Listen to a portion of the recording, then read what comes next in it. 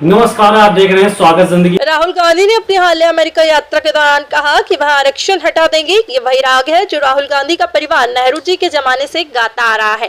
जिला अध्यक्ष अवधेश कटियारिया ने आगे कहा है कि राहुल गांधी ने अपनी हालिया अमेरिका यात्रा के दौरान कहा है कि आरक्षण हटा देंगे। ये वही राग है जो राहुल गांधी का परिवार नेहरू जी के जमाने से गा रहा है। कांग्रेस पार्टी ने 57 वर्षों तक देश पर शासन किया, लेकिन इस दौरान अपने अपने राजनीतिक उद्देश्यों को साधने के लिए संवैधानिक प्रक्रिया का दुरुपयोग किया है, सामाजिक उद्देश्यों की उपेक्षा की है और कांग्रेस ने कभी भी संविधान की मूलभूत आरक्षण सिद्धांतों को सही भावना रूप में लागू करने की राजनीति इच्छा शक्ति नहीं दिखाई। यह बात भाजपा कार्यालय पर आयोजित पत्रकार वार्ता में कही गई।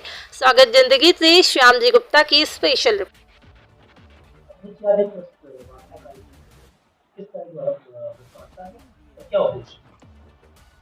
आदरणीय राहुल गांधी जी ने जो अमेरिका में कहा है कि आरक्षण हटा देंगे, यानी कि 57 वर्षों तक उनके द्वारा इस देश पर शासन किया गया और दलितों और पिछड़ों के प्रति उनकी जो ओछी मानसिकता है वो उनके अमेरिका में बोले गए शब्द आरक्षण हटा देंगे से साफ साबित होती है।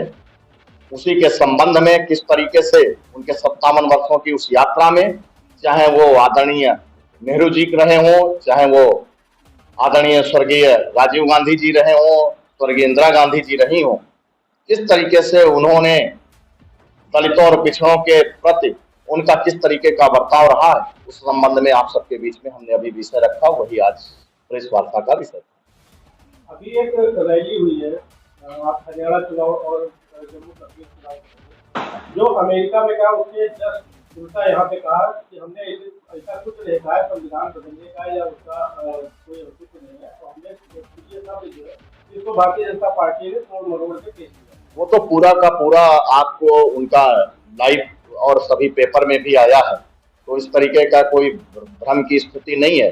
लेकिन वो उनकी कांग्रेस की रही हो या अन्य उनके जो साथ के दल हैं सपा और अन्य लोगों की रही हो, वही लोग भ्रम फैलाने का काम करते हैं और उसको वही तोड़ मरोड़ के प्रस्तुत करने की बात करते हो। अभी बीच में पिछले चुनाव में भी उन्होंने किस तरीके से कि आरक्षण खतरे में है, आरक्षण बदल देंगे, किस तरीके का भ्रम समाज के बीच में फैलाया। और आप सब जानते ही हैं किस तरीके से संविधान के प्रति अगर भारतीय जनता पार्टी के लिए की बात की जाए तो भारतीय जनता पार्टी का प्रत्येक कार्यकर्ता संविधान को अपने सीने से लगाकर चलता है, उसके प्रति उसकी श्रद्धा है। और राहुल गांधी जी रहे हों या अन्य उनके सहयोगी रहे हों, उनका भ्रम की राजनीति है और उसका लगातार जनता जवाब देती है और आगे भी देती रहेगी। राहुल गांधी ने अभी एक जगह कहा था कि धारा 370 हम वापस लें, उससे क्या है? अब राहुल गांधी जी कुछ भी कह सकते हैं, लेकिन वो दिन शायद इस भारत देश में आने वाला नहीं है तो उनको ये मौका मिलेगा। तब तक देश बहुत बदल चुका होगा। देश अब 2047 विकसित भारत की तरफ बढ़ चुका है और समाज मोदी जी के साथ खड़ा है। वो समय अब इस देश में आने वाला नहीं। जैसे हमारे प्रधानमंत्री जी ने कहा कि हमारे लिए संविधान श्रद्धा और आस्था रखे, और दूसरी तरफ हमारे जो राहुल गांधी नेता प्रतिपक्ष नेता है वो संविधान के प्रति सर पर लेकर घूमते हैं और जगह जगह कहते हैं संविधान बचाओ। इसके विषय में क्या कहेंगे? जब कोई भ्रम फैलाया जाता है तो उसके लिए कुछ ना कुछ बहाना सजाया जाता है, दिखाया जाता है। संविधान के प्रति पकड़ के चलने में और उसके प्रति श्रद्धा दिखाने में बहुत बड़ा अंतर है।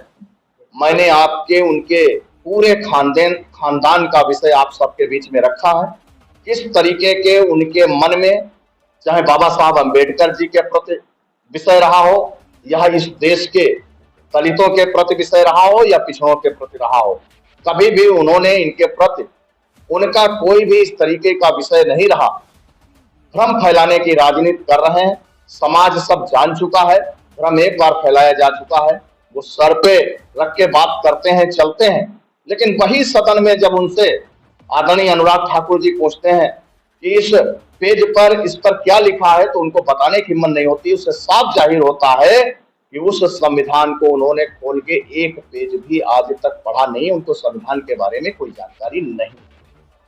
एक सवाल आपसे, अनुसूचित मोर्चा के आप जिला संयोजक आप ये जो राहुल गांधी जो बयान कर रहे हैं इस समय आरक्षण को लेकर, अनुसूचित जाति के उस विषय में आप लोगों का परिदृश्य क्या है, इसमें कैसे आप इसको देखते हैं?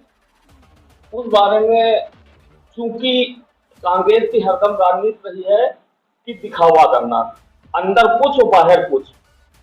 सन 1952 में जब बाबा भीमराव अंबेडकर जी ने चुनाव लड़ा था तो यही कांग्रेस ने अपना प्रत्याशी उतार करके बाबा साहब भीमराव अंबेडकर का सामाजिक राजनीतिक हनन किया था 1952 में। और 1954 में जब उपचुनाव हुआ था लोकसभा का, तब इन्होंने उनका हनन किया था। तो वो कहाँ है जो दिखावा करते हैं दूसरा, वो अंदर से है कुछ दूसरा। तो जब जो लोग बाबा साहब को नीचा दिखाने के लिए कार्य कर रहे हैं, और वही प्रधानमंत्री जो अटल बिहारी वाजपेयी जी ने बाबा साहब को भारत रत्न सम्मानित किया था, और गृह मंत्री जो वो थे हमारे आडवाणी जी, इन दोनों ने मिलकर के बाबा भीमराव अंबेडकर जी को भारत रत्न किया था। तो वो ऊपर उठाने का काम उन्होंने किया था और इन्होंने उनको तिरस्कृत किया था।